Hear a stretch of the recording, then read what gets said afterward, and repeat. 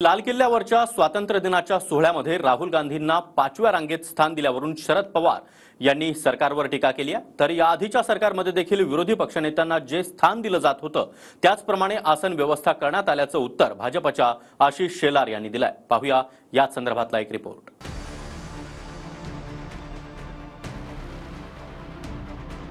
स्वातंत्र्य दिनाच्या परेडला विरोधी पक्षनेते राहुल गांधींना 5व्या रांगेमध्ये बसवल्यावरून विरोधक सरकारला सवाल करतायत।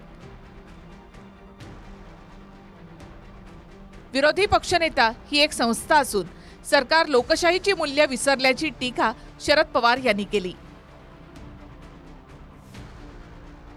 स्वातंत्र्य दिनाच्या निमित्तानं पंतप्रधान मोदींनी लाल किल्ल्यावरून देशाला संबोधित केलं। यावेळी विरोधी पक्षनेते राहुल गांधींना 5व्या रांगेमध्ये स्थान देण्यात आलं। पहिल्या रांगेमध्ये सरन्यायाधीश चंद्रचूड, लोकसभा अध्यक्ष ओम बिर्ला, संरक्षण मंत्री राजनाथ सिंग, गृहमंत्री अमित शहा हे होते। त्यांच्या बाजूला इतर कॅबिनेट मंत्र्यांची आसनं होती। यानंतरच्या दुसऱ्या, तिसऱ्या आणि चौथ्या रांगेमध्ये ऑलिम्पिक पदक विजेत्या खेळाडूंना स्थान होतं आणि 5व्या रांगेमध्ये राहुल गांधींना स्थान देण्यात आलं होतं।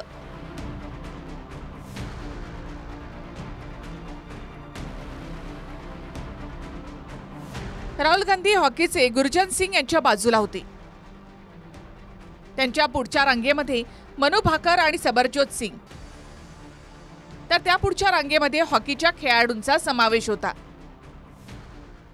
विरोधी पक्षनेते 5व्या ओळीत बसवले, याचा अर्थ व्यक्तीचा खर्च नाही, या संस्थांची खर्च।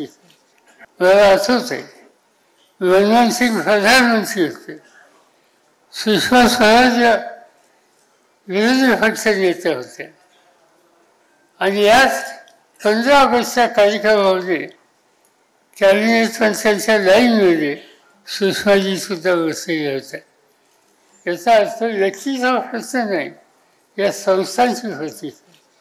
जो कायदा नियमावली आहे त्या पद्धतीने बसण्याची योजना असते आणि म्हणून ते बसलेल्या जागेवर कायद्यानुसार अगोदरचे आपण जर पुरावे किंवा अगोदरचे आपण प्रथा परंपरा बघितल्या तर स्पष्टता येईल। पवार साहेब असत्य पसरवण्याचा प्रयत्न करू नका। सोशल मीडियामध्ये यावरून सरकारला सवाल विचारले जाऊ लागले। देशाचा विरोधी पक्षनेता संविधानिक पद असूनही किंवा त्यांना कॅबिनेट मंत्र्याचा दर्जा असूनही 5व्या रांगेमध्ये का बसवलं गेलं यावरून टीका देखील होती। 15 ऑगस्टच्या कार्यक्रमासह आसन व्यवस्थेची जबाबदारी संरक्षण खात्याकडे असते। त्यामुळे एका रिपोर्टनुसार रक्षा मंत्रालयानं यावर म्हटलंय की प्रोटोकॉलनुसार विरोधी पक्षनेत्याला पुढच्या रांगेमध्येच बसवलं जातं। मात्र यावेळी ऑलिम्पिक पदक विजेत्या खेळाडूंना पुढच्या रांगेमध्ये स्थान देण्यात आलं आणि म्हणून राहुल गांधींना मागे बसावं लागलं।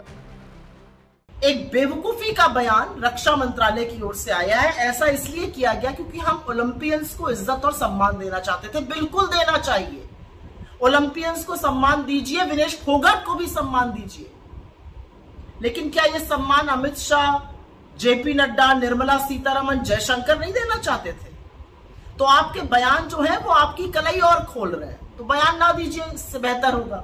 कोई फर्क नहीं पड़ता कि वो 5वीं रो में बैठे या 50वीं रो में बैठे, वो जननायक है और उसी शिद्दत से लोगों के मुद्दे उठाएंगे जैसे वो उठा रहे हैं। लेकिन ये दिखाता है कि आप और आपकी सरकार के मन में लोकतंत्र के लिए, लोकतांत्रिक परंपराओं के लिए, नेता प्रतिपक्ष के लिए तनिक भी इज्जत नहीं है। विरोधी पक्षनेते पदासाठी पक्षाला किमान 55 खासदार निवडून आणावे लागतात। त्यामुळे 2014 ते 2024 तब्बल 10 वर्ष देशाच्या संसदेमध्ये विरोधी पक्षनेताच नव्हता। यंदा काँग्रेसचे 99 खासदार आल्यामुळे राहुल गांधी विरोधी पक्षनेते बनले।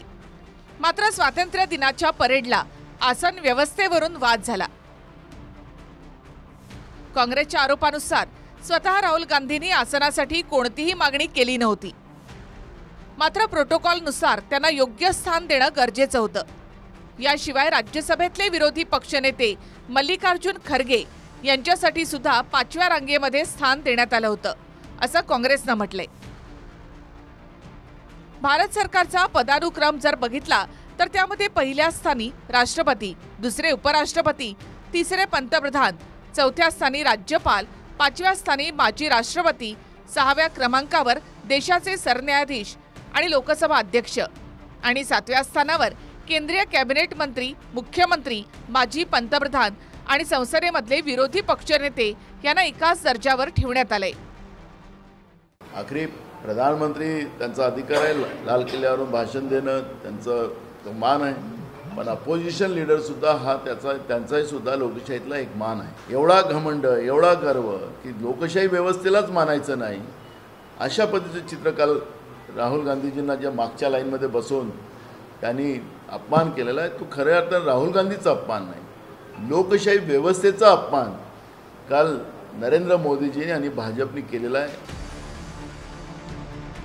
संदीप राजगोळकर, TV9 मराठी, नवी दिल्ली.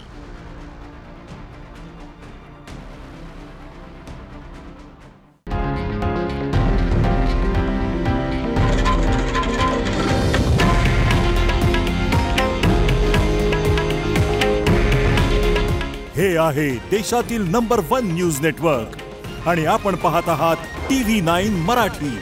काळजी तुमची, हित महाराष्ट्राचं.